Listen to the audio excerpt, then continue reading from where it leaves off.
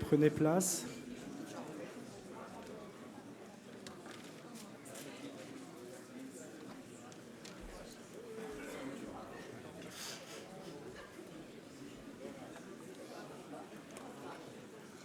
Mon général, directeur général de la Gendarmerie nationale, Madame la députée, Monsieur le préfet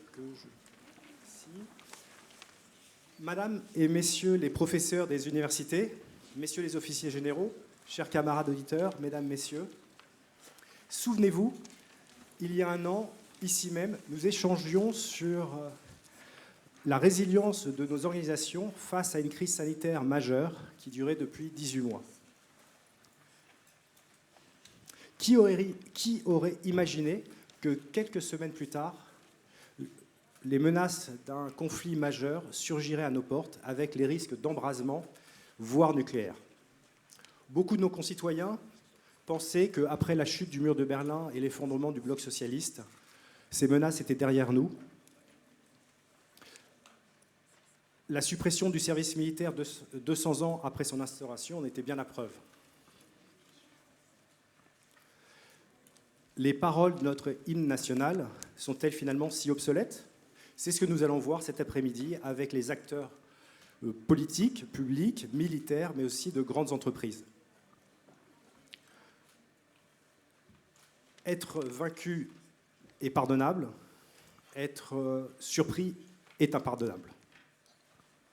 Avant d'ouvrir nos travaux, je vais laisser nous accueillir officiellement le général de brigade Patrick Henry, commandant le centre de formation des dirigeants de la Gendarmerie nationale.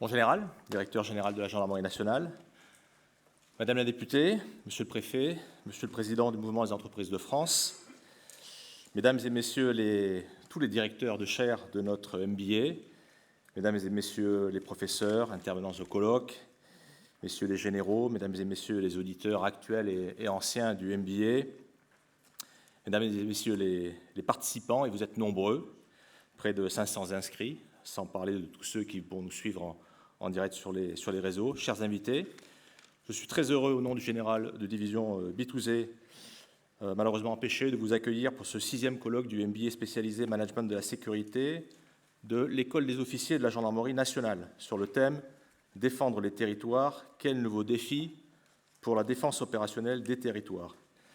C'est l'occasion de rappeler que l'actuelle promotion de l'EOGN porte le nom de combat de Pontlieu, dans la région du Mans, où en janvier 1871, un régiment de gendarmes a résisté face à l'armée prussienne et perdu 103 de ses membres dans cette action de défense ferme.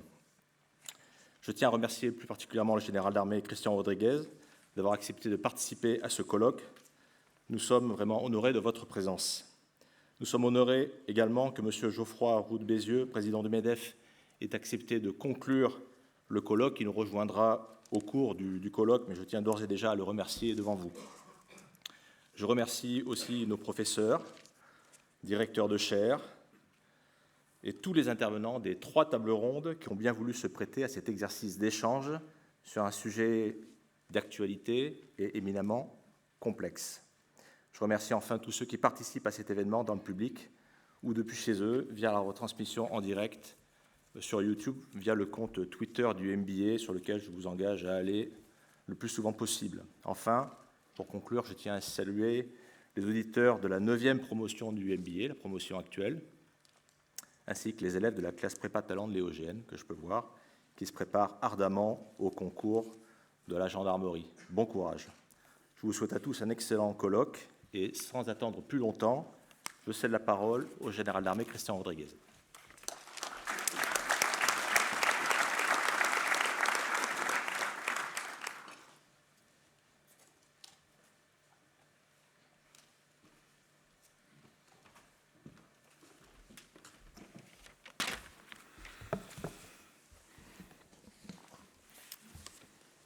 C'est toujours aussi impressionnant, c'est toujours autant un plaisir.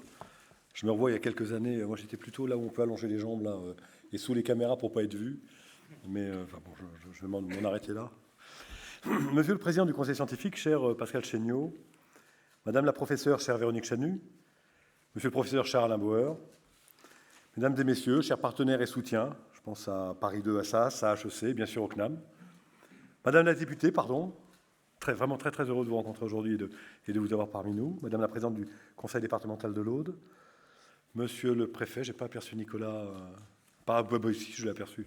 En fait, je viens du congrès des maires où j'ai eu droit à des questionnements denses et comme j'étais à Doha jusqu'à hier, il y a quelque chose qui me manque en termes, mais j'espère que vous ne vous en rendrez pas compte pendant le discours. Cher Olivier, cher Patrick, chers auditeurs et anciens auditeurs, chers amis. Alors je le disais tout à l'heure, je suis heureux d'être là. C'est toujours un vrai plaisir. J'ai en tête cette même manifestation l'an dernier. Et en fait, je suis d'autant plus heureux que vous allez aborder un sujet qui me renvoie à un certain nombre d'années. Et ça tombe plutôt bien. Je pense qu'Alain ne dira pas le contraire, bien au contraire. Mais c'est vraiment un sujet, je pense qu'il était difficile de mieux choisir aujourd'hui que d'opter pour ce sujet. Je veux d'abord bien sûr remercier les organisateurs, remercier l'EOGN, le département MBA. Merci à vous, cher Patrick, cher Alexis, cher Rémi. Il fallait que je vienne, parce que sinon je pense que Rémi continue à me harceler, mais tu as eu raison de me harceler, Rémi. Et bien sûr à vos équipes, à l'école militaire qui nous accueille, à l'ensemble des enseignants et des directeurs de chaires qui font vivre le MBA et sans lesquels rien ne serait possible. Nos partenaires, j'en ai parlé tout à l'heure, mais je les cite à nouveau, Paris 2, Assas, HEC, le CNAM, tous les intervenants, les participants, à tous ceux qu'ils soient élus, directeurs de sûreté, etc., qui nous ont accompagnés, se sont investis dans ce colloque. Bien sûr, aux 38 auditeurs de la 9e promo, plus ceux des promos précédentes, pour leur confiance, leur amitié et leur fidélité. Petit mot sur le MBA que l'on a vu grandir. Ça n'a pas été forcément une croissance forcément tranquille à chaque instant, mais on a aujourd'hui, je veux dire, un objet, au sens objet de stratégie, objet de réflexion, qui en fait dépasse sans doute ce que l'on pouvait imaginer. On considère qu'un État fort ne cultive pas le splendide isolement, mais doit en fait travailler et échanger constamment avec les acteurs de la société, dialoguer avec les forces vives de la nation et tirer profit de l'expérience de chacun et le partage de chacune des expériences et de la sienne en particulier. C'est aussi valable en sécurité intérieure et j'ai une conviction forte, c'est qu'on ne protège pas les citoyens sans eux, encore moins contre eux. En fait, on ne peut les protéger qu'avec eux. Ça renvoie à un concept assez ancien, le lien armée-nation, gendarmerie-nation, police-nation. Le MBA en est une des traductions les plus concrètes dans l'environnement de la gendarmerie et de très haut niveau. C'est le cas du fait de son ouverture, qui est assumée et revendiquée, la qualité et la diversité des auditeurs externes, des secteurs privés et publics, nos officiers, et puis la dimension bien sûr internationale, avec les auditeurs étrangers que je salue. Il est certain qu'on ne peut plus raisonner en silo, c'est encore moins vrai aujourd'hui et sans doute demain qu'hier, avec des enjeux qui sont devenus complexes, avec un besoin de réflexion et de travail collectif, un besoin de développer une vision stratégique et une culture professionnelle qui soit la plus commune possible, dans des sujets qui eux-mêmes sont transverses et finalement concernent tout le monde, que ce soit le cyber, l'environnement rien que les conséquences de la guerre en Ukraine sur les enjeux énergétiques et économiques, par exemple. Et ce MBA, c'est un espace de formation, de transmission, d'échange et de dialogue sur les enjeux de la sécurité auxquels nous sommes tous confrontés dans nos fonctions et dans nos métiers respectifs. Et puis, je considère que ce MBA a un côté un peu unique, ce qui me rend très très fier d'être là parmi vous et de le voir grandir avec vraiment beaucoup de satisfaction. Avant d'entrer un petit peu plus dans le sujet de la DOT, je voudrais évoquer le sujet de la militarité et, quelque part, des nouveaux défis de la DOT. Je le disais, c'est un choix qui me semble particulièrement pertinent. Et l'actualité nous a rappelé pas mal de choses. Et en fait, moi je suis de cette génération, en sortant au moment de Saint-Cyr, je fais mon stage en régiment à Berlin, à l'époque du mur, et où en fait on était là pour permettre aux Français de s'échapper de l'aéroport de Tegel en cas d'intervention de l'ennemi carmin, avec des patrouilles à Berlin-Est, c'était le pont des espions et John le Carré. Et puis en fait, on s'est dit, bon, plus jamais cela. En réalité, imaginer des chars traverser une frontière, comment serait-ce possible? Et en fait, ça, on l'a vu, et ça renvoie concrètement aux réflexions que l'on avait à l'époque, et sur les sujets du territoire. Est-ce qu'on est correctement armé? Est-ce qu'on est suffisamment vigilant? Est-ce qu'on a bien en tête tout ce qui peut se produire? Je vais rajouter un épiphénomène récent avec des attaques de réseaux Internet enterrés et qui ont privé des dizaines, voire des centaines de milliers de gens d'Internet pendant un temps donné. Aujourd'hui, le jour où la téléphonie mobile ou Internet ne fonctionne plus, beaucoup de choses s'arrêtent. Et en fin de compte, on s'est dit, tiens, ce serait peut-être intéressant de regarder où est-ce qu'arrivent et où partent les gros câbles sous-marins. Je ne parle même pas d'attaque des câbles dans le nord de l'Europe, parce que ces sujets-là, finalement, ça fait un moment qu'on ne s'y intéresse plus. C'est un exemple, mais je pense que vous allez évoquer des sujets, vous allez évoquer tout cela pendant ce séminaire. Et donc, depuis quelques années, concrètement, on est entré de plein pied dans l'ère des chocs et dans le temps des crises, avec des vraies menaces sur la stabilité du pays, la cohésion de la nation, menaces qui sont de plus en plus nombreuses. Assez régulièrement, je précise un petit peu ce à quoi on est confronté. J'évoquais concrètement les crises qui se succèdent. Là, elles font plus que se succéder. En fait, elles s'empilent les unes sur les autres, ce qui pose aussi beaucoup de questions en termes de résilience. Et on en revient au sujet du moment. Concrètement, donc du coup, comme je suis sorti un petit peu de mon texte, je vais couper dans les virages, pour le plus grand bonheur de tous, j'en suis sûr. Quand j'évoquais en fait la réaction qu'on a eue notamment le 24 février 2022, depuis déjà quelque temps, on se disait, mais la DOT, tout est un petit peu parti, tout a quitté nos esprits, nos réflexions, on n'en parlait plus. L'armée de terre était la première à reprendre le flambeau et à engager une réflexion. Donc on se dit, ce serait intéressant de voir comment les choses se passent, parce que la DOT, on est quand même une force du territoire, puisque nous, notre champ principal, c'est le territoire national, en métropole et outre-mer. Et on s'est raccroché aux exercices engagés par l'armée de terre. La première intention, pas cachée, mais la première intention, c'était de renforcer cette militarité, qui est une valeur que nous partageons bien sûr avec les armées, et qui est aussi un atout face à des situations qui sont de plus en plus compliquées. On a de plus en plus, toutes les nuits, on a des gendarmes qui sont tirés dessus. On a des engagements en Ukraine, on a des engagements au Burkina Faso dans des endroits compliqués. On y envoie des gendarmes. Et on ne peut pas observer que c'est de plus en plus dangereux sans pour autant prendre les mesures pour permettre à nos gendarmes de mieux résister. C'est aussi comme ça que les PSIG, les pelotons de surveillance et d'intervention de la gendarmerie, sont désormais formés par l'armée de terre, que je remercie.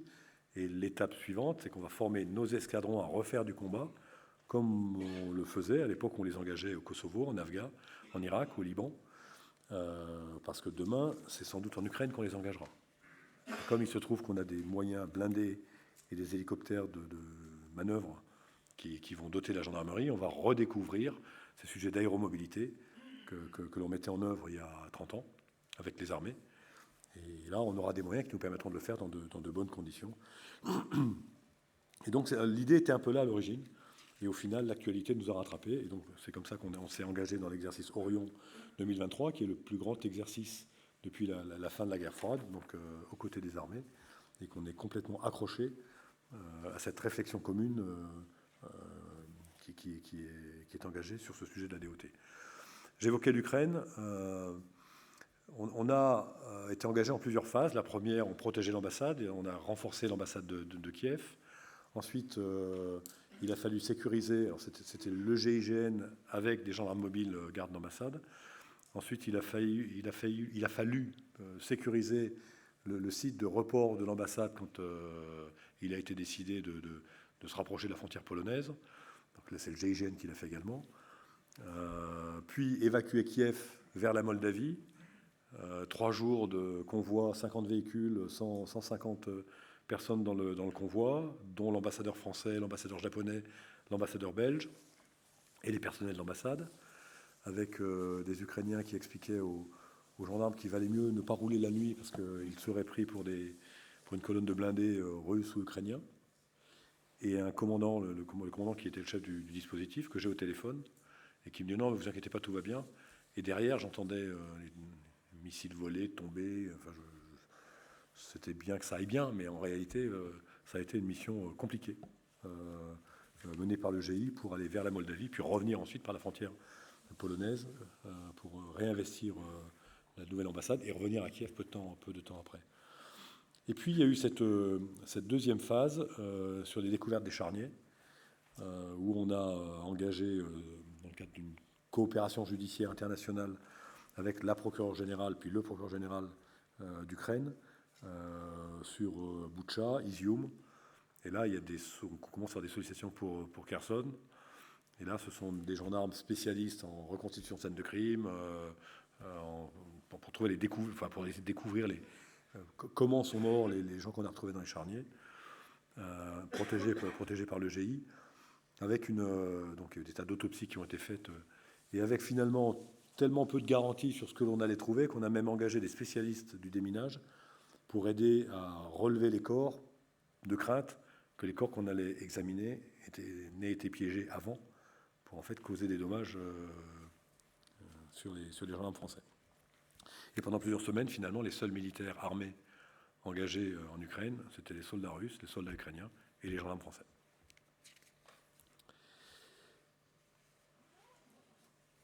Concrètement, cet environnement dans lequel nous vivons, j'ai un peu vous livrer les 3 convictions que finalement ça a conforté. En fait, on a connu un effet d'accélérateur. Et la vision que j'ai de court moyen terme. Le premier enseignement, c'est que cette idée de renforcer notre militarité, c'est absolument indispensable. Dès qu'on engage du monde en Ukraine, on se tourne vers nous pour nous demander un accompagnement. Le GIGN l'a fait, mais le GIGN ne peut pas tout. Il y a aussi le bruit de fond classique. Olivier ne me démentira pas. Donc à un moment donné, on est arrivé un petit peu en bout de potentiel, parce que dans le même temps, ils sont engagés en Libye quand on veut y réinstaller une ambassade. Ils sont absolument un petit peu partout. Et donc on a commencé à réfléchir à engager des pelotons d'intervention de la garde républicaine et des gendarmes mobiles. Je le disais, au Burkina Faso, on a engagé un peloton de gendarmes mobiles pour aller sécuriser l'ambassade et les intérêts français. Au final, la militarité, il y a aussi des choses qu'on a oubliées par le passé, qu'on est en train de reconquérir, c'est que c'est quand même un atout que je pense important pour répondre aux chocs et aux crises tels que nous les vivons aujourd'hui. Le statut, les obligations, les disciplines, enfin je reviens pas dessus. Peut-être un mot sur le sujet de la réactivité, de la disponibilité, ce qui aujourd'hui, parce qu'on ne vit que face à des pics de tension, est important, parce qu'on ne peut pas se payer un niveau de réponse qui fonctionne tout le temps. En fait, en réalité, il faut que l'on soit capable de réagir vite pour pouvoir fonctionner en mode basse consommation. L'état d'esprit, le culte de la mission, le sens du sacrifice, on le voit trop souvent malheureusement, une sujet de fraternité d'armes ou de polyvalence. Ça renvoie aussi au savoir-faire opérationnel et logistique. Et là, je remercie encore les armées qui nous aident de manière constante sur les sujets de planification, notamment, ou de soutien logistique. Le retour d'expérience, qui est vital, et les sujets d'innovation et de transformation, où là aussi notre ADN militaire, finalement, me semble-t-il, rend les choses plus faciles. Je n'ai pas la prétention d'être objectif dans ce que je vous dis, mais tel que je le vis, je pense que c'est vraiment des choses qui nous permettent de faire bouger les lignes, finalement, très très vite. C'est une présidente de la commission qui me démentira. Je pense que c'est vraiment un atout. C'est aussi un sujet d'organisation qui soit robuste et éprouvé. On l'a vu pendant la crise sanitaire. On avait 70 000 gendarmes engagés tous les jours lors du confinement sur les 100 000, avec un niveau de résilience fort. On pensait qu'on aurait un taux d'attrition important et on n'avait pas engagé les réservistes tout de suite. Finalement, on a pu échapper à un taux d'attrition important. On a eu globalement peu de victimes. Ça ne nous a pas empêché d'engager les réservistes. On parle aussi sous le contrôle de l'ancien patron des réserves et l'actuel. On a d'ailleurs édité un livret Soldats de la loi, c'est à l'impression, donc je pense qu'on les fera passer, qui reprend un petit peu toutes ces réflexions-là. Et donc avant même l'Ukraine, on était engagé dans ce renforcement-là. Et puis finalement, on s'est dit, ben là, c'est assez urgent de le faire. Donc les PSIG, c'est une réponse à l'homicide, au meurtre de 3 de nos gendarmes à Ambert, dans un endroit perdu du milieu de la France. On a un survivaliste qui veut se faire tuer par des gendarmes, et donc il tue pour se faire tuer. Il tue 3 de nos camarades. Et il avait l'intention d'en tuer davantage, parce qu'il se suicide, en fait, après l'accident qu'il a avec sa voiture. Mais avant de se suicider, il piège la voiture pour que le gendarme qui a ouvert la porte passager prenne une décharge de fusil à canoncier. Et comme les gendarmes ont fait attention avant d'ouvrir la porte, on a évité d'avoir un mort de plus. Et ces gens-là, on en a de plus en plus. On a eu les Cévennes, on a eu la Chapelle-sur-Erdre, on a eu la Dordogne, où on a quand même 80 usagers d'armes contre les gendarmes, un tir dans l'hélicoptère, un tir de Brenneck dans la machine qui peut continuer à voler, mais on est aussi en train de changer de phénomène, et concrètement, je pense qu'on a vraiment intérêt à raisonner ce retour à des choses un petit peu robustes et qu'on avait un peu perdu de vue. J'évoquais cette capacité d'anticipation. On a aussi complètement modifié la structure de l'ADG. C'était après la première crise sanitaire pour éviter de fonctionner en mode haute consommation tout le temps. On ne peut pas observer que les crises s'empilent les unes sur les autres et finalement se dire que ben, c'est pas grave, on continue à courir plus vite. Sauf qu'à un moment donné, on ne peut pas courir plus vite. Et à un moment donné, on s'effondre. Et pendant la crise sanitaire, on s'est mis, on pense qu'on a fait face, mais on s'est mis dans le rouge. Et s'il y avait eu un attentat en même temps, ça aurait sans doute été compliqué de le faire. Donc on a modifié la structure de la direction générale, qui pourtant est une direction générale d'un mode classique, mais avec une fonction opérationnelle, et avec un état-major compatible avec le CPCO, et à géométrie variable, qui nous permet de faire face aux crises, sans pour autant mettre tout le monde dans le rouge, et qu'on décline aujourd'hui au niveau zonal. C'est aussi l'évolution du GIGN qu'on est en train de réformer, avec un rattachement des antennes, et puis du transfert de compétences sur les compétences du haut du spectre. Et l'aéromobilité, je l'ai évoqué tout à l'heure. On va également être aidé par les décisions qui ont été prises par le ministre sur les effectifs qui arrivent, avec la création de 7 escadrons de gendarmerie mobile supplémentaires, plus ceux qui sont engagés sur la reprise en compte de certaines missions parisiennes par la garde républicaine ou par la préfecture de police, ce qui donnera une marge de manœuvre assez importante.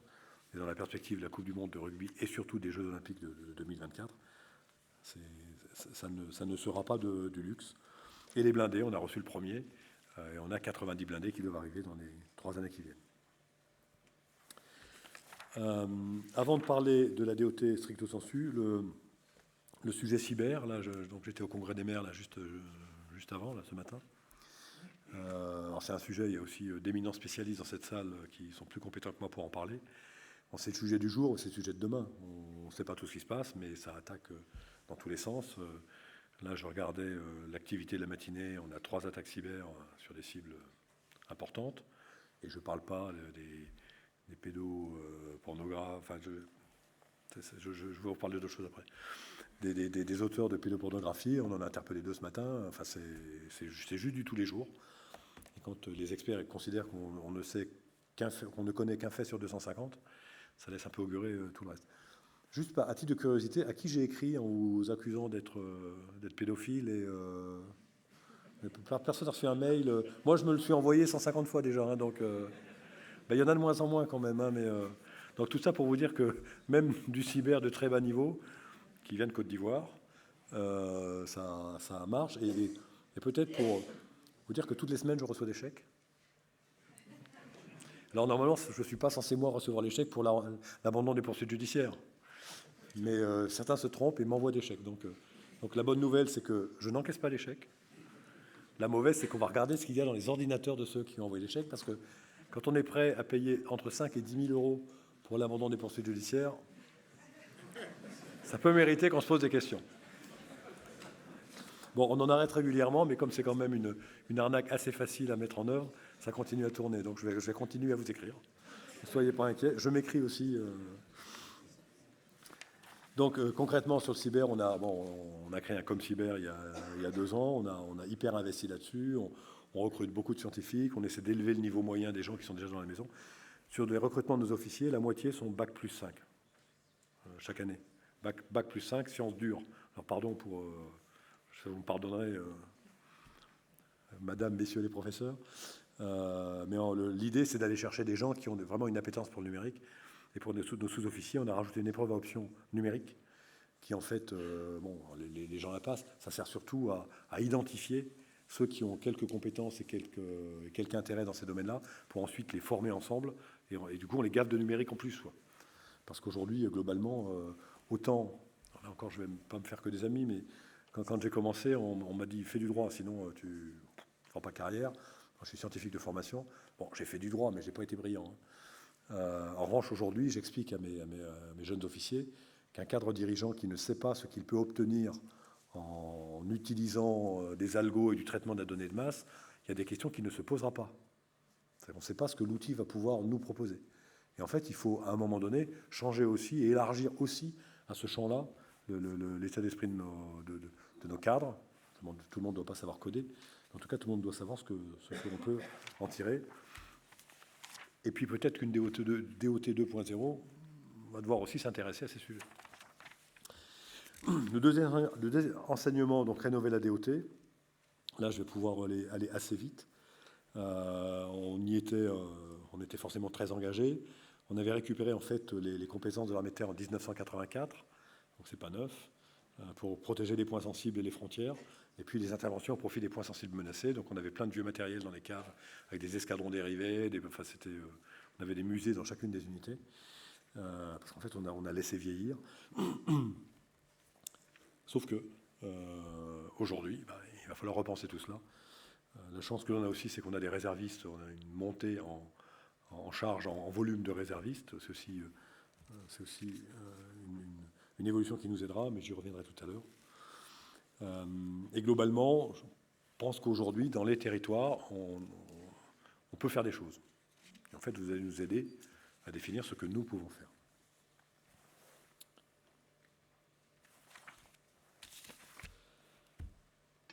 Là, je suis en train de sauter des trucs, parce que vous épargnez... J'en arrive à mon troisième enseignement, puisque je pense que sur le reste, je ne voudrais pas enfoncer des portes ouvertes. J'ai évoqué les réservistes. Ça symbolise aussi, et ça nous aidera aussi dans des concepts dont on parlait encore, enfin dont on parlait il y a un certain temps, sur l'esprit de défense et la diffusion de l'esprit de défense. J'ai lu, il y a déjà un moment, que certains islamistes avaient considéré que la France était un pays plus difficile à conquérir du fait de son maillage de points de service public, c'est pas le bon terme, mais entre les communes, les associations, tout ce qui, à un moment donné, renvoie à l'État au sens très large, ou à la relation entre l'État et les populations, rendait en fait les discours plus compliqués à faire passer. Et nos réservistes y contribuent largement. C'est une vraie pépite. Il faut qu'on les traite encore mieux. On sait ce qu'on s'y emploie, mais je suis assez impressionné par leur niveau d'engagement. D'ailleurs, il y a une élue guyanaise qui a évoqué son engagement comme réserviste tout à l'heure, là, pour dire qu'il fallait absolument continuer, et notamment dans les Outre-mer. Il faut le faire aussi dans les Outre-mer, mais globalement partout. C'est aussi, finalement, un des vecteurs privilégiés. Aujourd'hui, il n'y a plus de service national. On a là vraiment un vecteur important de diffusion de l'esprit de défense. Un autre moyen de diffuser cet esprit de résilience, c'est aussi notre maillage territorial. On recrée 200 brigades de gendarmerie. On va pouvoir renforcer notre maillage. Ça aussi, ça y contribue aussi considérablement. Et en fait, tout ça concourt en fait à cette notion de dissuasion populaire. C'est dans le livre blanc de 72 où il y était fait allusion. On parlait d'une dissuasion populaire qui est la forme moderne de la volonté de survie nationale. Donc au final, on se rend compte qu'il y a beaucoup de choses intelligentes qui ont été écrites par le passé. Et l'histoire peut être amenée à bégayer. Et c'est un petit peu ce qu'on peut ressentir aujourd'hui. D'ailleurs, si on regardait la résistance ukrainienne, on a vu qu'il ne s'était pas posé de questions avant de distribuer des armes un peu partout, même si ça va nous poser, nous, quelques difficultés pour la suite, puisque on a retrouvé des armes qui transitaient entre l'Ukraine et l'Europe de l'Ouest via la Pologne il n'y a pas très longtemps, et ça va être sans doute l'un des sujets des périodes qui viennent. En conclusion, même si, et je vous prie de m'en excuser, j'ai peut-être été un peu désordonné sur les quelques mots que je voulais prononcer devant vous, je pense qu'aujourd'hui, on est face à des incertitudes et à un retour de la haute intensité, et il est de notre devoir, à chacun, de voir comment on peut contribuer au tout. Ça a été d'autant plus naturel pour nous que c'est des sujets qui étaient nos sujets, en partie. C'est aussi d'autant plus naturel qu'on a des relations de très grande proximité avec le CEMA. Et moi, je m'inscris complètement dans la vision qu'il a sur ces sujets. Et avec les armées, on s'en parle à des moments creux parfois, comme nous étions à Toulon il y a 15 jours avec le président de la République. Avec un petit sujet, même si les moyens arrivent, même si on vit une période qu'on n'a quand même pas connue depuis très très longtemps.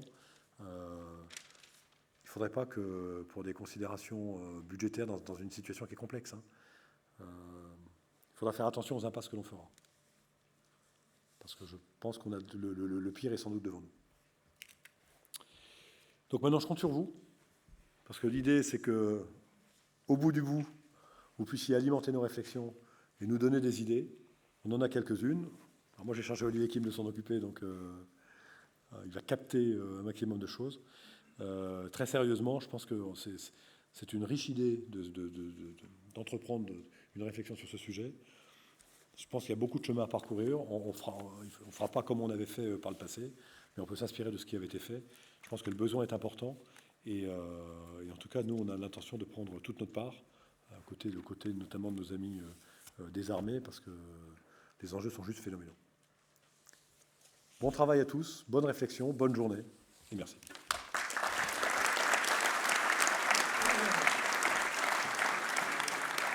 Merci, mon général.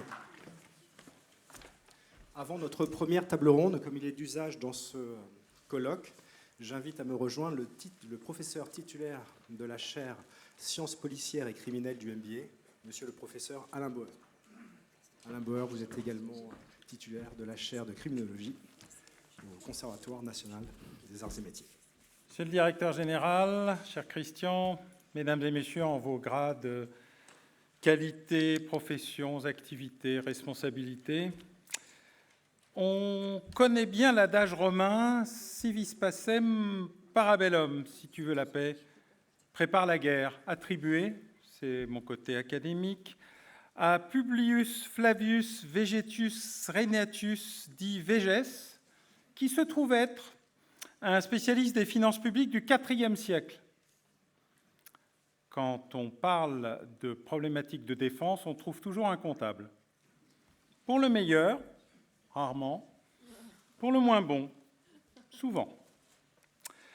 Je vous renvoie à ces Epitoma Rei Militari, traité de la chose militaire, qui vous permettra de retrouver, non pas la phrase exacte d'ailleurs, mais un commentaire similaire qui permettra à mon éminent collègue, le professeur Chéniaud, de faire un développement sur le sujet lors d'une prochaine occasion, puisque nous sommes quasiment les derniers à faire des citations latines dans l'univers académique légèrement wokisé dans lequel nous nous débattons ces temps-ci.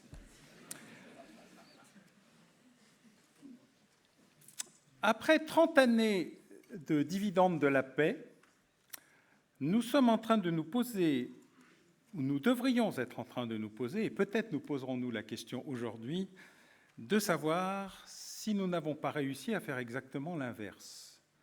Si vis bellum, para pacem. Si tu veux la guerre, prépare la paix.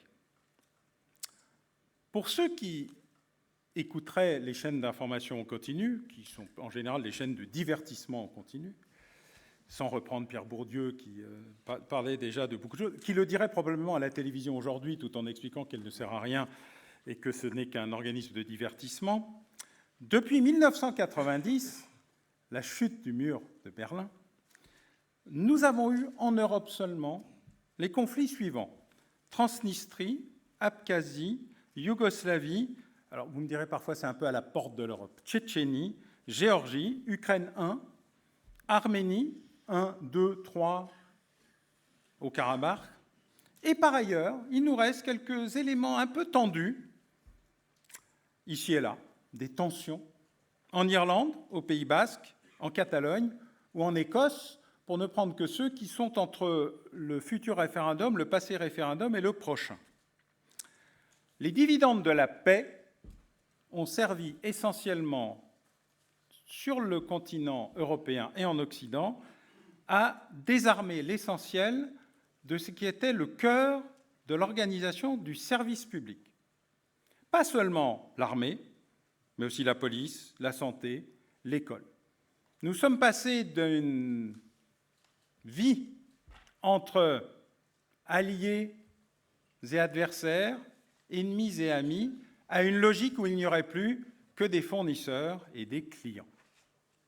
Nous avons espéré une globalisation heureuse pour bisounours consuméristes et nous avons découvert les dures réalités qui étaient face à nous.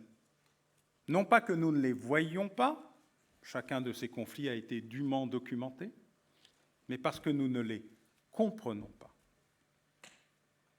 Aujourd'hui encore, et on vient de le voir passer dans la revue stratégique que le SGDSN a su conduire avec détermination et maîtrise et dans des conditions que je qualifierais de particulièrement difficiles, nous avons une armée expéditionnaire et échantillonnaire que tout le monde s'acharne à vouloir sauver après avoir tant essayé de la détruire.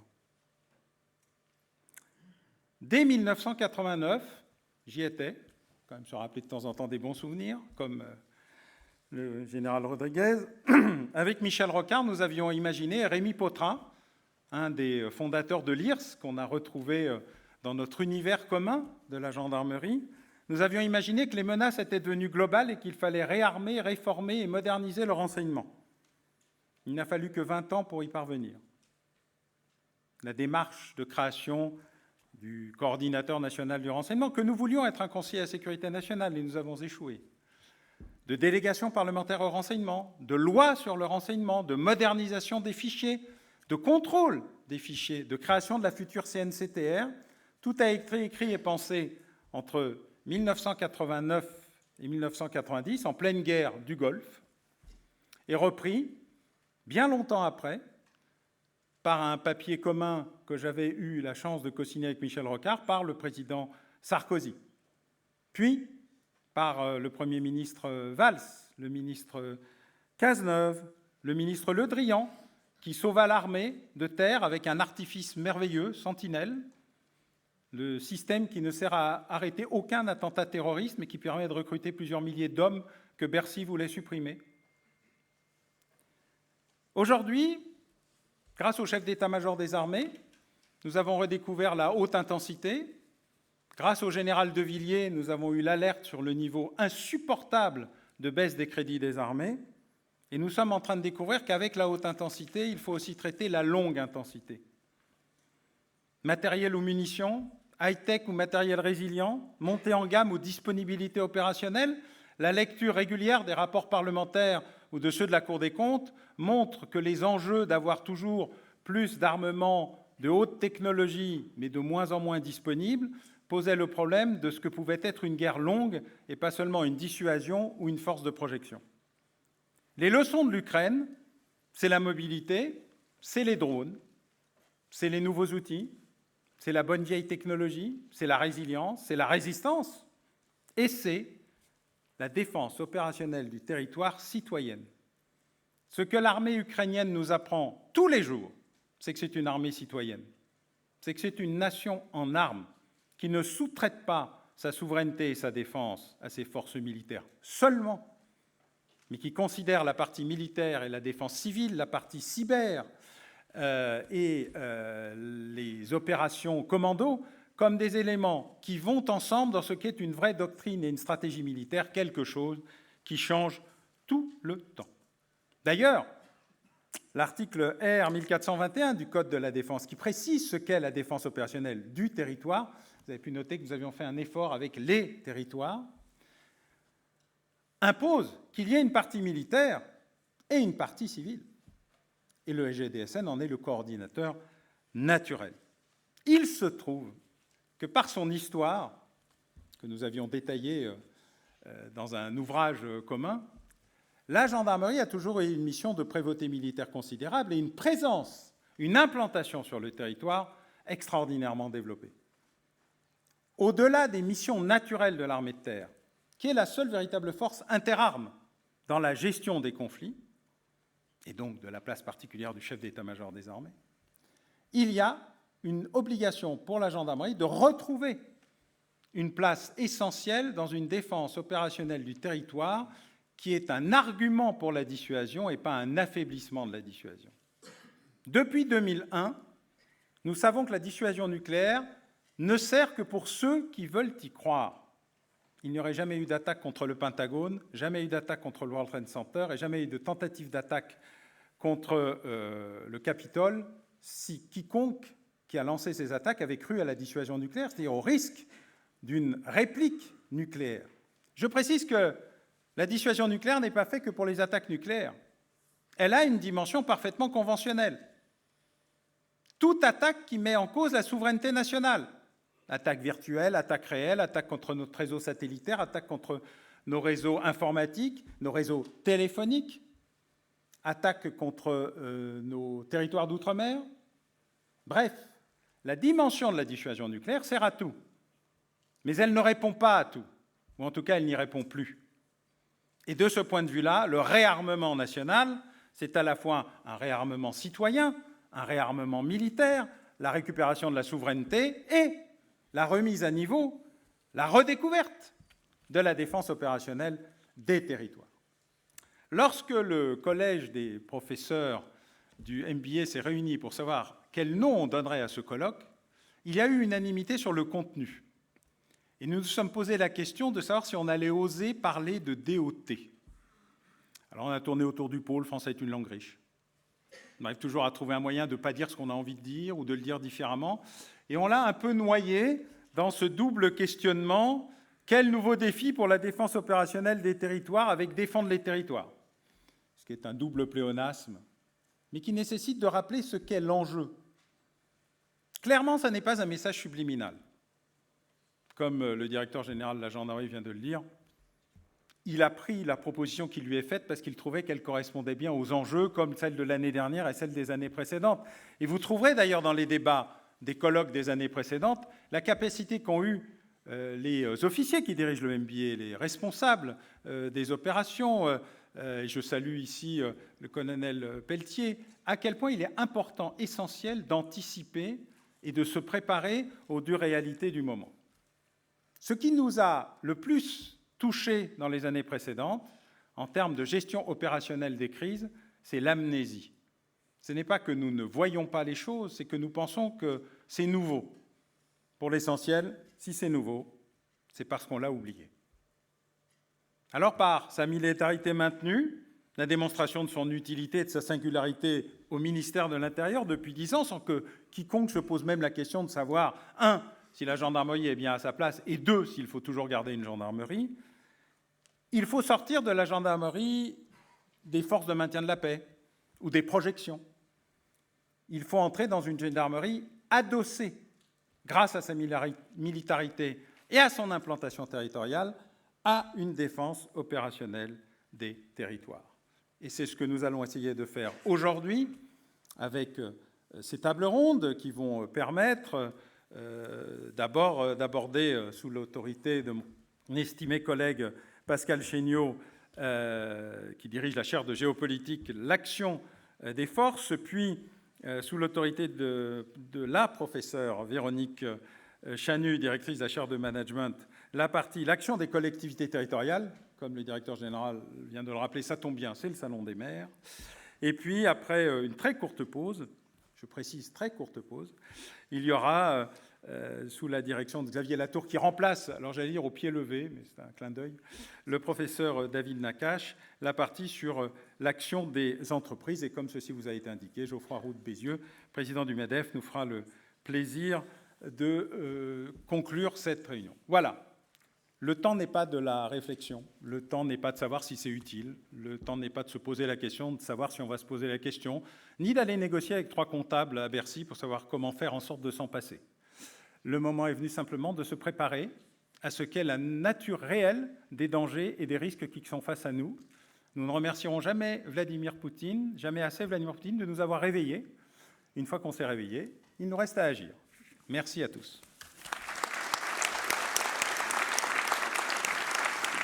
Merci, monsieur le professeur. Pour notre première table ronde, l'action des forces, j'invite à monter sur la scène le général d'armée Olivier Kim, directeur des opérations et de l'emploi à la DG de la gendarmerie. Mon général, vous êtes issu de Saint-Cyr, vous êtes chuteur opérationnel et au sein du GIGN que vous avez servi en tant qu'officier, vous avez même participé à la libération des otages de Marignane en 1994. J'invite également monsieur le préfet Nicolas Demestre, directeur de la protection et de la sécurité de l'État au SGDSN, secrétariat général de la défense et de la sécurité nationale. Vous êtes également Saint-Cyrien, diplômé de l'ENA et précédemment préfet de la Haute-Loire.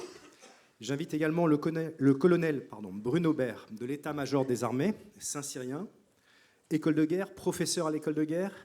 Vous avez participé à différentes opérations extérieures, RCA, Tchad, Liban, Kosovo. Et vous avez même commandé un groupement tactique au Mali lors de l'opération Serval. Pour animer cette table ronde, le titulaire de la chaire de géopolitique du MBA, monsieur le professeur émérite des universités Pascal Chéniaud. Monsieur le professeur, vous êtes également président de la section sciences politiques à l'université Paris-Sorbonne et du centre de géopolitique d'HEC. Vous avez un timer. Merci, merci infiniment, Charles-Édouard. Chers amis, chers collègues, messieurs les officiers, mesdames et messieurs les officiers généraux supérieurs, chers collègues, merci de nous honorer de votre présence. Très objectivement, le 24 février dernier, la première victime collatérale de l'invasion russe en Ukraine a été cette illusion polémologique qui consistait à croire que les guerres majeures se conjuguaient à l'imparfait. On avait là une utopie salvatrice et comme le rappelait tout à l'heure mon ami et éminent collègue le professeur Alain Boer, nous avons eu des omissions sélectives, nous nous plaisions à le penser. Dans ce contexte, nous vivons aujourd'hui une situation de guerre de haute intensité avec une hybridité chaque jour un peu plus technique et un peu plus complexe. Simultanément, du Dniepr jusqu'au détroit de Formose, force est de constater que les nationalismes agressifs nous préparent une fragmentation du système monde, autant de défis auxquels la résilience française doit opposer une vision, une stratégie et des moyens. L'objet de cette réunion sur l'action des forces, de cette première table ronde, est d'essayer d'y répondre. Alors, puisque mon fidèle ami Alain Boer m'a taquiné sur la sémiologie latine, je dirais que ma conviction personnelle en la matière est que nous sommes dans la posture de ultima ratio regnum ad ultima decisio politis. Bref, pour faire simple, Louis XIV gravait à la bouche de ses canons le dernier argument du roi, mais une fois que le dernier argument du roi, tu l'as reçu en plein visage, mettre en œuvre la DOT peut être l'ultime décision du politique. Dans ce contexte, nous avons une démarche qui sera la suivante. Appréhender l'ampleur de la menace, la nécessité de repenser nos systèmes, la transversalité de la chose. Dans un deuxième temps, la place particulière des armées. Et dans un troisième temps, le rôle spécifique de la gendarmerie. Dans cet esprit, Monsieur le préfet de Metz, puisque vous nous faites l'honneur de bien vouloir escalité introduire le débat, merci pour votre vision, votre analyse de la situation et votre appréciation des défis. Merci, professeur, en tout cas, de me permettre de prendre la parole devant ce public choisi. Je voulais enchaîner en finalement évoquant le fait que l'évolution du contexte nous a amené finalement à faire des constats. Et ces constats ont induit un certain nombre d'évolutions dans la façon dont l'État pense finalement sa réponse aux crises. Ce contexte, vous le connaissez, c'est certes le contexte international qui évolue de façon dramatique, mais c'est aussi des évolutions que nous connaissons depuis longtemps, et en particulier le terrorisme qui malheureusement a frappé le territoire national et constitue toujours une menace. Et donc nous avons progressivement constaté qu'on passait, ça a été évoqué, d'une crise ponctuelle sur laquelle chacun pouvait faire l'effort nécessaire, à une crise qui devenait systématique, puisque nous avons enchaîné des crises financières, des crises sociales, des crises environnementales, des crises de toute nature, des crises industrielles, qui nous ont amenés à superposer parfois les crises et donc à interroger notre capacité à gérer cette superposition des crises. Et finalement, nous sommes passés progressivement d'un état de crise ponctuel à un état de crise systémique, auquel, depuis le 24 février, on ajoute, et ça a été souligné, une volonté étatique adverse clairement identifiée, ce qui est un peu une nouveauté, en particulier, je vous l'expliquerai, dans les relations qu'on peut avoir avec un certain nombre d'opérateurs économiques, dans le cadre en particulier de la SAIV, donc des activités d'importance vitale. Un autre constat qu'on a pu opérer depuis, pour faire simple, 2015, c'est à quel point les crises sont immédiatement interministérielles. Vous savez qu'on a pendant très longtemps porté une logique qui était une logique de continuum du plus simple vers le plus compliqué, et où finalement, lorsqu'on avait une crise majeure, elle était d'abord gérée par le ministère compétent. Ensuite, il estimait, oui ou non, qu'il fallait l'élargir à l'interministériel, et in fine, finalement, la Première ministre décidait, ou le Premier ministre décidait d'organiser une cellule interministérielle de crise pour prendre la main sur la gestion interministérielle. Donc on avait cette idée de continuum et de progression.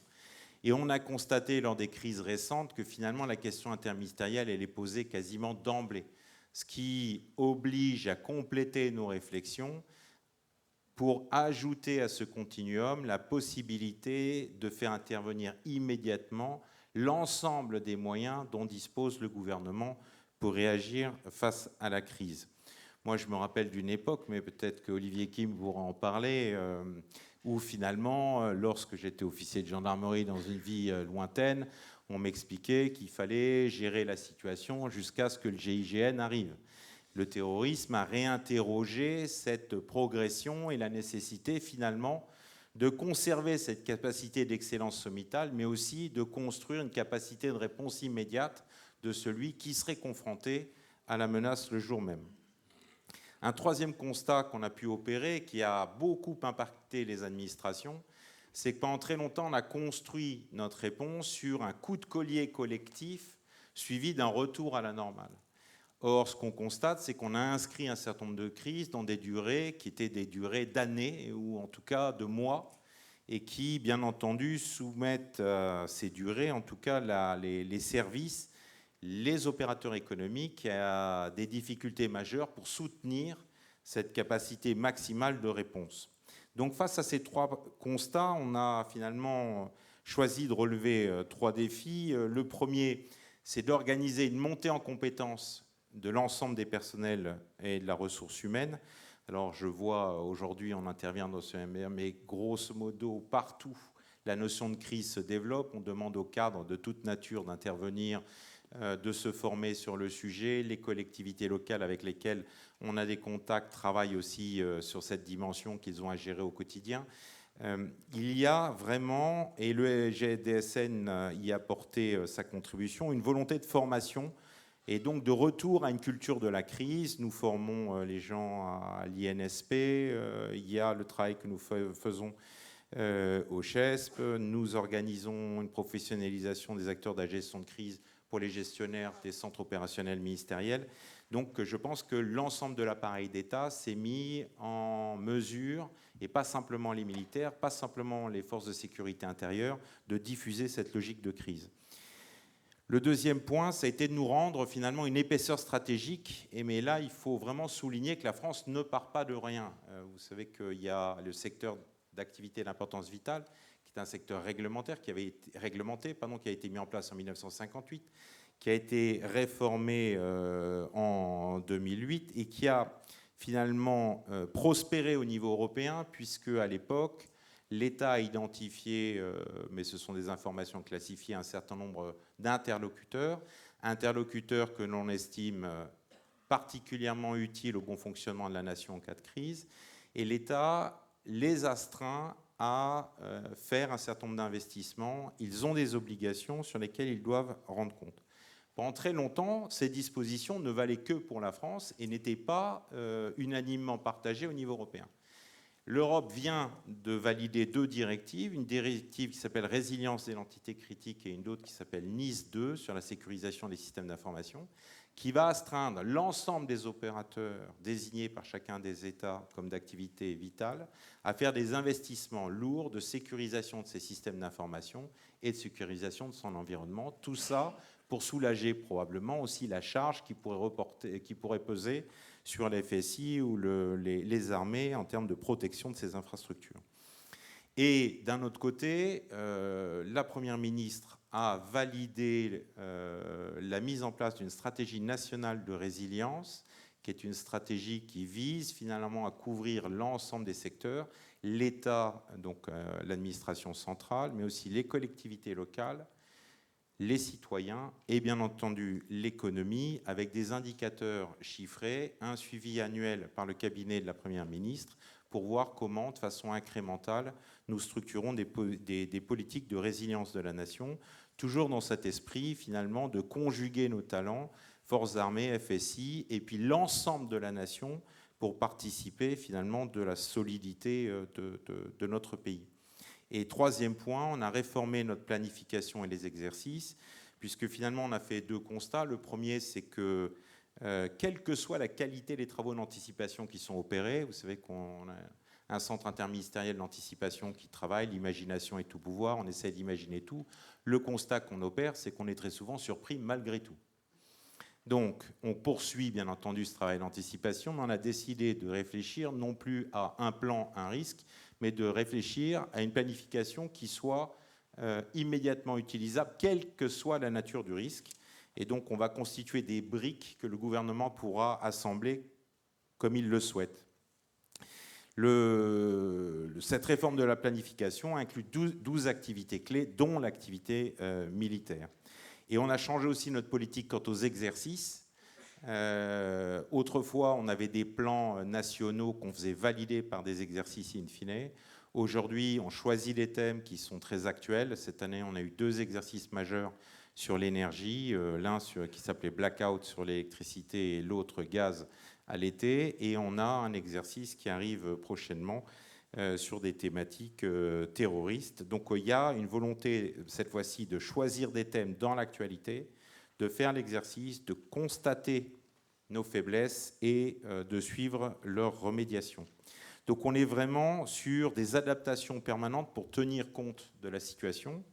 Et dans la relation qu'on peut avoir avec les armées, il y a clairement un outil qui est à jour, c'est l'instruction interministérielle 10100 qui fixe le cadre, mais le colonel Baird pourra en parler. Moi, j'en retiens que les choses sont améliorées nettement et qu'on a la fameuse règle des 4I que le colonel pourra expliquer qui vaut. Et par contre, sur la DOT, c'est un vrai sujet d'interrogation quant à la nécessité de la moderniser, sachant que le président de la République a évoqué le sujet dans sa revue nationale stratégique. Donc le débat est ouvert. Merci infiniment, Monsieur le Préfet. Merci non seulement de représenter le SGDSN, mais merci également d'avoir eu l'extrême courtoisie de faire mon travail, puisque vous avez passé la main ès-qualité aux représentants du CPCO. Je rappellerai que le colonel Bruno Aubert est au sein du Centre de planification et de commandement opérationnel celui qui réfléchit et qui travaille sur l'anticipation territoire national. Mon colonel, la parole est vôtre. Merci, monsieur le professeur. Je vous rassure, je ne suis pas le seul à réfléchir au sein de ce noble organisme que je représente ici. Quel nouveau défi pour la défense opérationnelle des territoires? Ce pluriel, au début, a un peu surpris l'officier des armées que je suis, puisque le Code de la défense parle bien de défense opérationnelle du territoire. Et effectivement, c'est certainement une des caractéristiques des armées, c'est que notre métier, c'est bien de défendre le territoire national, qu'il soit métropolitain ou ultramarin. Cette défense du territoire national se conduit à travers deux mouvements. Un premier mouvement qui est la défense au plus loin, à travers nos diverses opérations extérieures. C'est certainement ce qui est le plus parlant, à travers les différentes fonctions opérationnelles de connaissance, anticipation, d'intervention. Et en même temps, un autre mouvement qui est celui de la défense au plus près de notre territoire national, en métropole et outre-mer, à travers les fonctions dominantes des fonctions opérationnelles, dissuasion et protection. Pour nous, cet aspect défense au loin a été, depuis les années 2000 jusqu'aux années 2015, une dominante. Vous avez parlé tout à l'heure, monsieur le professeur, d'une armée expéditionnaire. Depuis 2015, avec les événements, les attentats sur le territoire national massifs, il y avait déjà eu des attentats avant, mais avec cette mise en place d'un volume vraiment important de militaires des armées sur le territoire national, on a un changement de cap. Et puis il y a un deuxième changement de cap qui est cette rupture stratégique de février 2022, où évidemment, avec le retour de la guerre en Europe, on jette un regard un peu renouvelé sur ces questions. Alors le Code de la défense prévoit deux grands volets dans l'engagement des armées sur le territoire national. Ces deux grands volets sont d'une part l'approche sécurité intérieure, qui est la plus connue, globalement c'est Sentinelle. L'approche sécurité intérieure, c'est aussi la participation à la lutte contre les feux de forêt. Cette approche se caractérise par le fait qu'elle se trouve toujours sous réquisition de l'autorité civile et est encadrée par l'instruction interministérielle 10-100, dont vous parliez, monsieur le préfet, et dont je reparlerai un peu tout à l'heure. Le deuxième grand volet, je devrais dire le premier, mais je finis par celui-là délibérément, est celui de la défense militaire. La défense militaire voit les militaires engagés, non pas sous réquisition, mais dans leur cœur de métier, donc de façon menante. Et dans ce pilier, il y a cinq catégories. Il y a d'une part la dissuasion, je la mentionne, j'en parlerai pas après. Il y a ensuite la défense cyber, il y a la défense maritime du territoire, il y a la défense aérienne, et puis il y a la défense opérationnelle du territoire. La défense opérationnelle du territoire, qui a pour but de garantir la pérennité, la continuité de l'action de l'État, vise à assurer la couverture générale du territoire. Lorsque ce territoire, la population, sont soumis à une menace, à un ennemi identifié en Conseil de défense et de sécurité nationale.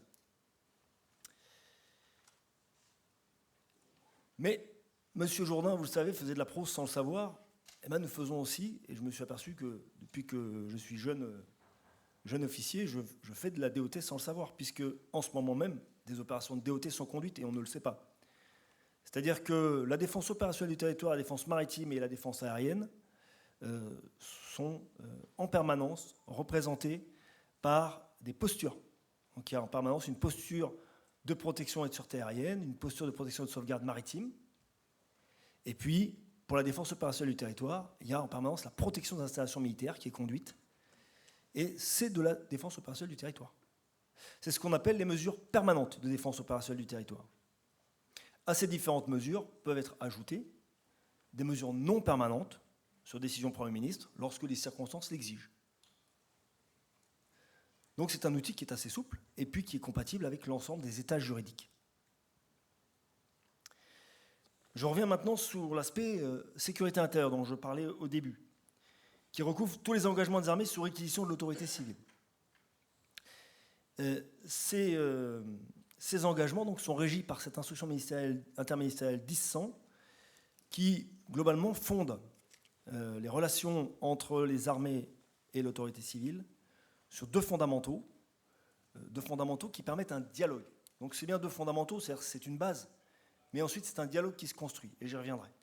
Ces deux fondamentaux sont d'abord ce qu'on appelle la règle des 4 I, qui veut que les moyens des armées peuvent être réquisitionnés par l'autorité civile lorsqu'ils sont indisponibles, inexistants, inadaptés ou insuffisants. Et ensuite, la deuxième règle, c'est que l'autorité civile exprime ses besoins sous forme d'effets à obtenir, et non pas sous forme d'effectifs. Et ça, c'est un point important, puisque c'est ce qui permet aux armées, à travers leurs compétences propres, à travers leurs connaissances propres de leur métier, de répondre le plus efficacement possible aux besoins. Alors, cette introduction étant faite, j'ai choisi quelques-uns des défis, finalement, pour commencer à répondre un peu à cette question des défis. Il y en aurait bien plus, évidemment, mais dans le temps contraint, il faut trancher. Je dirais que le premier de ces défis, qui se trouve vraiment au cœur de l'engagement des armées sur le territoire national, c'est celui de la qualité du dialogue civilo-militaire. Puisque dans ce contexte de l'engagement des armées sur le territoire national, nous devons être complémentaires. Et chacun, avec ses propres compétences, son savoir-faire, doit agir en complémentarité de l'autre. Cette complémentarité est importante si on pense à la variété des menaces qui peuvent frapper. Et donc, il est important que face à une menace de nature militaire, puisse y avoir une réponse de nature militaire. Faut-il encore mettre bien cette réponse en face de la menace? Et tout ça, ça passe par un dialogue. Alors ce dialogue s'appuie sur l'organisation territoriale interarmée de défense, qui est une structure miroir de l'organisation civile de l'État. Dans cette organisation, il y a l'état-major des armées avec le CPCO qui fait face, qui discute, qui établit le dialogue, d'abord qui participe à la cellule interministérielle de crise et qui ensuite dialogue avec le ministère de l'Intérieur à travers la cellule de coordination intérieur-défense, qui est une instance qui fait du suivi, éventuellement de l'arbitrage, des grands sujets d'engagement des armées sur le territoire national et qui permet donc, au niveau central, de trouver ces équilibres. Ensuite, au niveau des zones, il y a l'officier général de zone de défense et de sécurité, qui est l'interlocuteur privilégié du préfet de zone, avec son état-major, qui est l'interlocuteur de l'état-major interministériel zonal. Et puis on a, dans chaque département, un délégué militaire départemental, qui est l'interlocuteur privilégié du préfet de département. Et donc ce dialogue, aujourd'hui, est quelque chose qui est en place, qui existe et qui fonctionne. Et depuis 2015, depuis cet engagement important en volume de sentinelles sur le territoire national, ce dialogue civilo-militaire fait ses preuves. Le deuxième défi sur lequel je voudrais m'appesantir quelques instants est celui du durcissement de la compétition stratégique au niveau international, qui aujourd'hui est un défi important que nous avons à relever dans le cadre de la défense opérationnelle des territoires. En effet, ce durcissement de la compétition fait que nous avons des compétiteurs qui, forcément, étudient nos centres de puissance, étudient nos propres vulnérabilités, et le jour venu, seront à même d'utiliser tout le spectre des moyens qu'ils auront à leur disposition pour justement attaquer ces centres de puissance. Donc naturellement, dans cette réflexion, il y a bien notre défense au loin, mais il y a aussi notre défense au plus près, et il y a des centres de puissance, évidemment, et des vulnérabilités sur notre territoire national. Ce qui suppose de durcir notre résilience en commun. Résilience que vous avez mentionné, monsieur le préfet, tout à l'heure, et que je définis comme la capacité, dans un double mouvement, à résister à un choc, à résister sans passer certains seuils de survie, et ensuite, à travers un rebond, à rétablir les fonctions principales et puis l'ensemble des fonctions pour pouvoir éventuellement saisir des opportunités derrière. Cette résilience suppose de la résistance, donc, suppose aussi des redondances, pour pouvoir encaisser, suppose de la flexibilité pour pouvoir s'adapter à la crise, suppose de la réactivité, et puis suppose la fiabilité des ressources humaines et, de manière générale, des ressources, des équipements. Il y aurait de nombreuses autres choses à dire là-dessus, mais je pense notamment dans cette question à la fois des redondances, de la fiabilité de ces besoins, à l'importance des réserves. Le troisième défi, c'est que cette résilience ne peut pas se concevoir sans une approche résolument globale, donc une approche interministérielle. Et c'est d'ailleurs ce qui va constituer le facteur clé de succès, qui sera la cohésion, la cohérence de cette réponse interministérielle. Donc cette cohérence au niveau des armées va se trouver dans le jeu de la complémentarité avec les différentes forces de l'ordre, les différentes forces de sécurité intérieures et civiles. Complémentarité qui s'exerce à la fois sur le champ des volumes de force à déployer lorsqu'une crise dépasse les moyens habituels, avec nos capacités de réactivité des armées qui ont montré dans l'urgence leur réactivité, ont montré leur utilité pour faire face à l'urgence.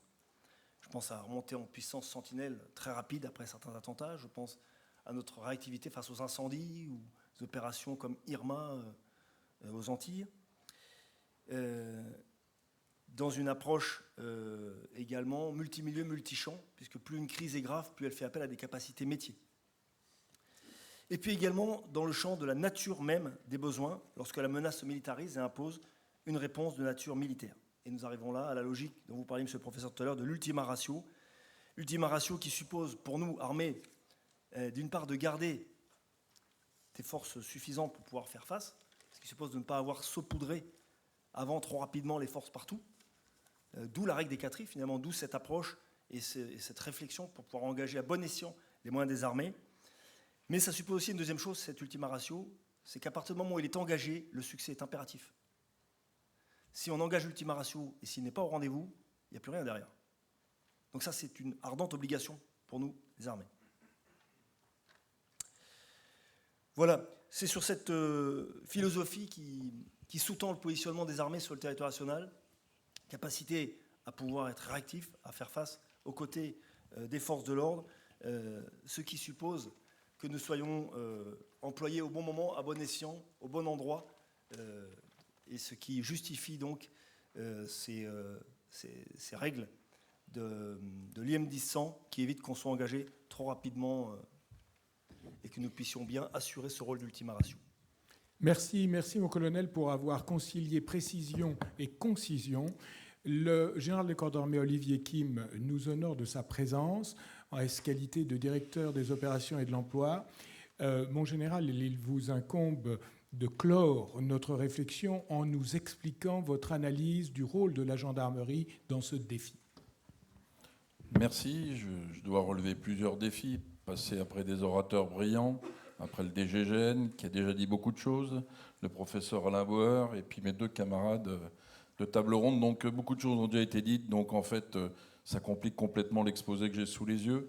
Deux anecdotes. Quand j'étais lieutenant d'un escadron mixte VBRG, véhicule blindé à roues de la gendarmerie, on faisait un stage à Saumur. Et puis, c'était en 1988, et puis j'ai dit, tiens, on va changer le thème, au lieu de mettre toujours un ennemi rouge, on va mettre un adversaire vert, parce que la future menace, c'est plus le terrorisme islamiste. Et là, l'instructeur m'a dit de reprendre ma copie, parce que l'ennemi était rouge, il était à l'est, et il ne fallait pas inventer, innover. Ça, c'est la première chose. La deuxième chose, c'est il y a eu beaucoup de citations en latin. Je suis malheureusement helléniste, donc je n'ai pas compris. Mais j'ai une référence, c'est Astérix et Obélix. Les villages romains, les villages gaulois, qui doivent s'unir pour lutter contre les Romains. Parce qu'en France, il y a beaucoup de villages gaulois. Et face à une menace, je le dis toujours à mes troupes depuis que j'ai pris la direction des opérations de l'emploi, il faut apprendre à chasser en meute et pas chasser individuellement. Parce que la seule force, et c'est le rugbyman, et je terminerai par troisième anecdote, c'est l'ancien rugbyman qui vous le dit, c'est qu'une équipe de rugby ne gagne pas quand la mêlée, chacun pousse de son côté. Cette mêlée est appelée à reculer. D'ailleurs, vous avez vu, 13e victoire de l'équipe de France, parce que la mêlée pousse bien et puis parce que tout le monde tire dans le même sens que l'entraîneur. 2 points à mon intervention. En premier lieu, les FSI devront faire face au aux agressions et, en cas d'engagement des armées à l'étranger ou proche de notre territoire national, aux possibles rétroactions sur ce territoire national. En cas de mobilisation des armées sur le territoire national, la gendarmerie aura un rôle renouvelé à jouer aux côtés, au soutien des armées. Ça sera mon deuxième point. Pour mon premier point, à mon sens, 3 raisons de cette évolution, je dirais, de la situation. Du fait, tout d'abord, des possibles, en termes de cibles et de leur répartition sur le territoire national, en métropole, outre-mer et à l'étranger. Le DG vient d'en parler. En ce moment même, notre ambassade de France au Burkina Faso subit des assauts réguliers qui peuvent d'ailleurs, pour certains, vous observerez les images sur Internet, être manipulés par une puissance étrangère qui est en conflit aujourd'hui à l'est de l'Europe. La gendarmerie nationale, par son implantation dans les territoires, le fameux maillage, sera de toute façon primo-intervenante. Du fait de l'engagement potentiel des armées hors du territoire national, nous devrons, bien sûr, raisonner de façon interarmée pour savoir comment, en cas de déclenchement de la défense opérationnelle du territoire, nous nous articulons. C'est pour ça que je disais que les villages gaulois devaient se rassembler. Il y a des généraux zonaux qui ont consulté leur général de gendarmerie zonale pour savoir qui faisait quoi. D'autres ne l'ont pas encore fait. Je pense qu'il faudra qu'on s'y mette. Et puis surtout, la gendarmerie est d'ores et déjà mobilisée. Nous sommes organisés. Ça fait quelques années qu'on connaît des engagements plus durs. Des engagements en matière de maintien de l'ordre ou de rétablissement de l'ordre. Je vous engage aussi à aller voir les images du maintien de l'ordre que nous avons eu dans un phénomène qui s'appelle les bassines, donc les retenues d'eau à Sainte-Soline, où nous avons eu 60 gendarmes blessés, dont 6 grièvement. Les engagements dans les différents milieux, la Guyane, Mayotte, donc les Outre-mer en ce moment, ça occupe pas mal de mon temps, on connaît des situations difficiles. Les engagements multisites avec les Gilets jaunes et des modes d'action avec des armements militaires ou quasi militaires, armes de guerre, trafic, nécessitant des capacités de planification, de coordination et de conduite. Cette analyse du contexte national, qui a déjà été évoquée par mes prédécesseurs, nous a conduit à produire nos efforts capacitaires spécifiques, illustrés notamment par l'acquisition d'un blindé polyvalent. On le veut polyvalent parce qu'il peut aussi bien intervenir dans une situation de police judiciaire complexe, lorsqu'un meurtre a été commis et que le meurtrier, je dirais, s'évanouit dans la nature. Donc il peut servir là pour du maintien de l'ordre ou du rétablissement de l'ordre. Et enfin, pour le sujet qui nous occupe aujourd'hui, la défense opérationnelle du territoire. Pour ne rien vous cacher, j'étais dans le Centaure ce matin, à Satori, et il a vraiment une capacité d'interopérabilité interarmée, une capacité d'intervenir sur le spectre bas, des capacités modernes qui lui permettent aussi d'évaluer d'où peut venir un tireur isolé. Car nos gendarmes mobiles, aujourd'hui, se font tirer dessus par arme à feu dans les manifestations, outre-mer notamment. Et le deuxième point de mon exposé, pour me permettre tout ça, notre maillage, bien sûr, va nous aider, la formation de nos personnels qui a été durcie, comme le DG l'a évoqué. En cas de déclenchement de la mode DOT, c'est mon deuxième point, nous serons mobilisés aux côtés des armées, sur le territoire national, où on jouera tout notre rôle et rien que notre rôle. On devra conduire des missions traditionnelles en matière de DOT. Quelles sont ces missions traditionnelles? C'est la garde des points sensibles, rechercher et diffuser le renseignement de défense, faciliter la montée en puissance des forces. On l'oublie souvent, il y a une arme qui s'appelle l'arme du train, qui permet de guider les armées en cas de conflit, et notamment ont permis, je dirais, l'acheminement des forces lors du premier conflit mondial sur le front, et également du deuxième. Mais la gendarmerie joue son rôle aussi dans ce domaine-là. Et enfin, participer, si possible, à des actions de combat. Alors, comme l'a évoqué mon camarade de droite, il y a déjà plein de choses qui existent. La posture permanente de sûreté aérienne, posture permanente de sûreté maritime. Et dans ces armées-là, on a une gendarmerie maritime qui participe déjà à l'action de l'État en mer, qui participe de cette posture. On a une gendarmerie de l'air qui protège les bases aériennes. On a une gendarmerie de la sécurité des armements nucléaires qui est proche des armes nucléaires, comme son nom l'indique, mais aussi qui assure le contrôle gouvernemental, c'est-à-dire la deuxième clé. Et enfin, une gendarmerie de l'armement qui protège nos emprises. Donc déjà, ces gendarmeries-là sont déjà mises à contribution, j'allais dire, avant même que la défense opérationnelle du territoire soit déclenchée. Et enfin, on prend en compte aussi les formats. Le format actuel est assez comparable de la gendarmerie à l'armée de terre. Il est tout à fait concevable que nous participions à un engagement opérationnel dans une sphère plus élargie que jusqu'à présent, aux côtés et en appui des armées. En tout cas, c'est pour cette raison que le groupe de travail qui était sur la défense opérationnelle du territoire a souhaité rencontrer celui qui était au CPCO, Centre de planification et conduite des opérations. À l'époque, c'était le général Sunjara qui pilotait ce groupe de travail, afin que nous puissions échanger. Alors maintenant, dans cette nouvelle DOT que j'ai appelée DOT rénovée, alors les armées m'ont dit non, le terme on l'aime pas trop, et j'ai noté avec beaucoup de plaisir que dans la revue stratégique, on parlait de rénovation de la DOT. Donc finalement, ma DOT rénovée, c'était pas si mal que ça. Moi, j'aime bien rénover les maisons, donc j'aime bien aussi rénover la DOT. Alors, qu'est-ce qu'on fera dans cette nouvelle DOT rénovée? On fera de la détection de groupes hostiles. Avant, on luttait contre le Spetsnaz qui était largué en arrière des lignes. Donc là, on continuera. Si les gens tentent de déstabiliser, on luttera contre les infiltrés, en tentant de les suivre, de les identifier, de les rechercher, de les interpeller, voire de les neutraliser. On protégera les flux logistiques, et c'est bien là notre rôle. Il faut que les flux d'énergie, c'est un sujet à la mode, les sources en alimentation potable ne soient pas sabotées. Vous savez que c'est le capitaine Needle-Hart. Alors moi, je ne prends pas des auteurs romains, je vais prendre un capitaine anglais qui est le père de la stratégie indirecte. La stratégie indirecte vise toujours à déstabiliser l'arrière des lignes. Et là, notre maison aura tout son rôle et rien que son rôle. Dans le domaine du cyber, aujourd'hui, vous l'avez vu avec des affaires très connues, une vient encore de défier la chronique, les attaques cyber se multiplient et notre ComCyberGend aura tout son rôle à jouer. Nous réorienterons notre activité judiciaire pour lutter contre les trafics d'armes, les trafics d'êtres humains, le respect du droit de la guerre et des conventions internationales, ce qu'on appelle le droit des conflits armés. Et enfin, c'est une caractéristique de la gendarmerie, c'est sa capacité de lutte anti-drone. Je sais qu'en ce moment, on fait beaucoup de bashing sur un événement sportif qui se passe au Moyen-Orient. On a déployé, aux côtés de ce pays, 120 spécialistes de la lutte anti-drone et dont l'expérience sera profitable pour la Coupe du monde de rugby et pour, bien sûr, les Jeux olympiques qui viennent.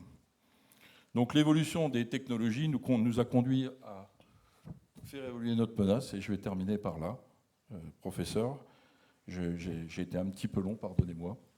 Et on se prépare à l'apprentissage de nouveaux modes d'action. Alors depuis que je suis arrivé à la direction des opérations de l'emploi, j'ai créé 2 choses. Les centres de mission. Je n'ai rien inventé, je me suis inspiré du directeur général de la sécurité extérieure. Les centres de mission, c'est quoi?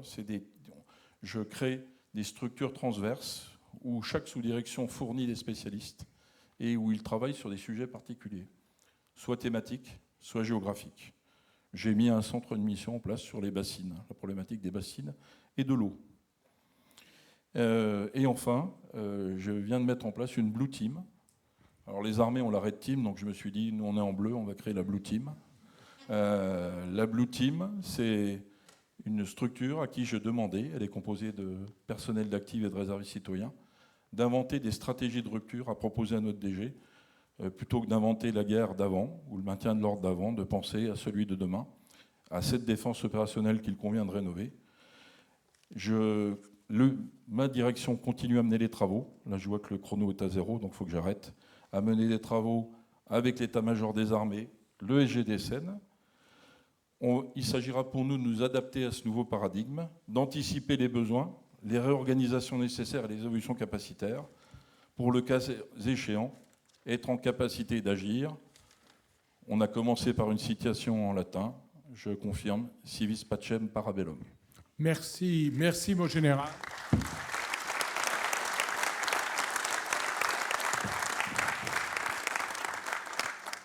Merci à nos 3 intervenants pour la précision et la clarté de leurs propos. Et je repasse la main parce que maintenant, la salle aura à s'exprimer à mon ami Charles-Édouard. Merci, monsieur le professeur. Nous avons pris un peu de retard. Pardon, est-ce qu'on peut peut-être poser une question, monsieur le professeur? Je pense qu'une, c'est pauvre.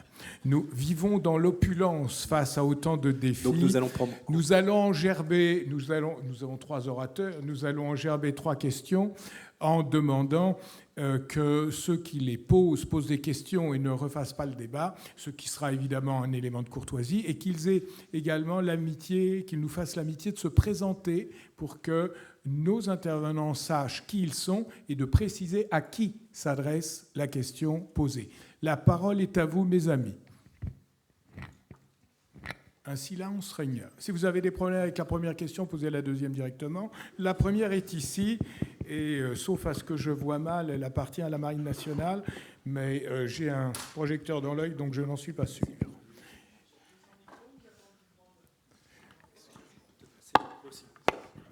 La voix des marins d'État porte, donc je ne suis pas inquiet. Non, et puis je suis prof, donc je peux parler. Merci beaucoup. Bon, je voulais attendre, mais comme je vois qu'il n'y a pas de volontaire, j'aime pas laisser le silence, c'est pas sympa pour vous. Brice de Disbar, je suis en fait prof de marketing et stratégie, marketing digital, psychologie et marketing, et réserviste au CICDE, et je travaille sur les stratégies hybrides et la lutte antiterroriste.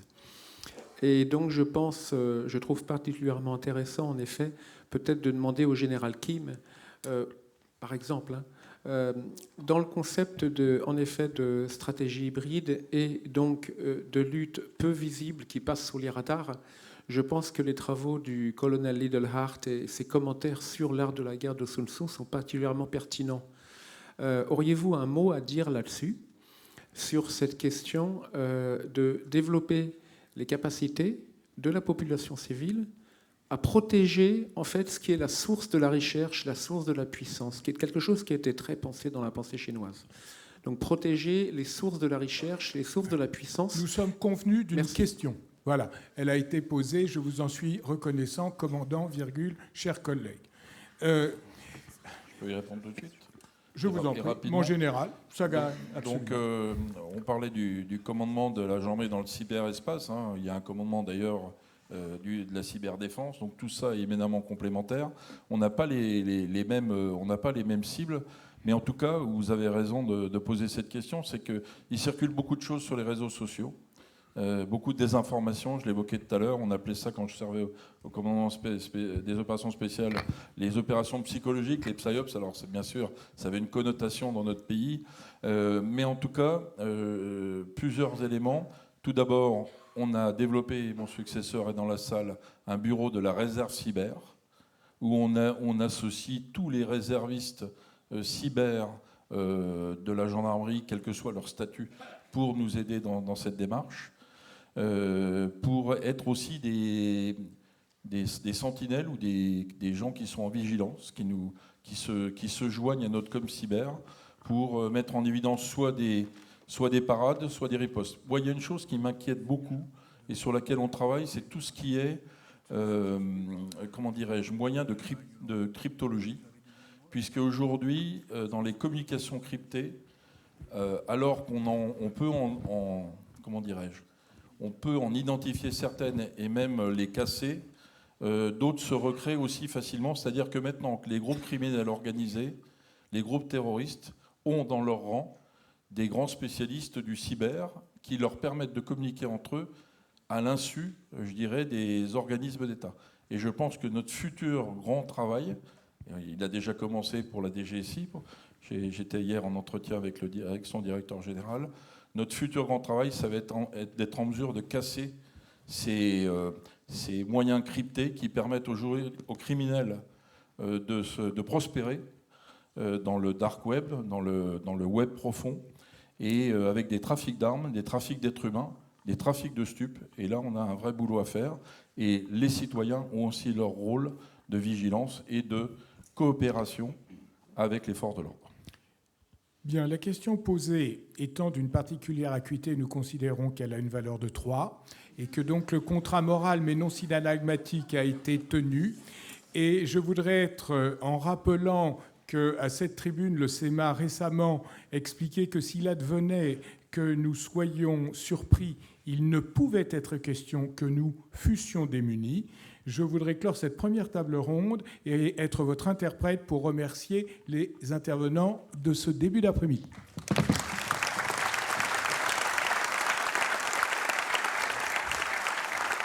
Merci, monsieur le professeur.